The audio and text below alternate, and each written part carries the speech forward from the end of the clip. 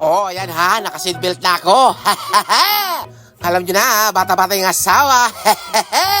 Ho, welcome back mga bulikat kong kaibigan. Time check, mag-alas 8 na.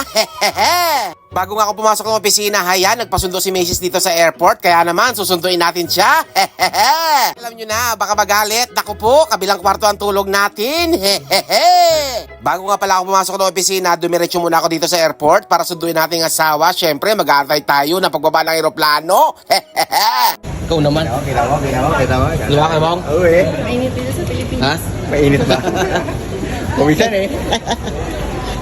Oo, ano pa nga bang i-expect ko dito? Siyempre, magbubuhat na naman tayo ng kanyang gamit. Bukod sa pag-alaga ng bata, heto na naman tayo. Mag-asikaso na naman tayo ng ating batang-batang asawa.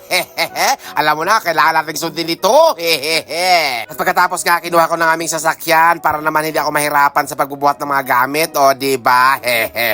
Buti mabait yung mga taga-airport. Pinayagan nila tayo magparada dito sa unahan. Shoutout po sa mga tropa natin at kaibigan natin dyan sa airport. Hello! O, kita nyo, nagmamadali nang umuwi ang inyong bulikat na kaibigan. Bakit kaya? Isang linggo nga silang nawala dito sa Occidental Mindoro sa San Jose. Kaya naman, ayan, tingnan nyo, excited ang inyong bulikat na kaibigan sa kanilang pag-uwi. Kanina ka pa nanonood dyan, i-follow mo na rin ako. Maraming salamat. Bye-bye.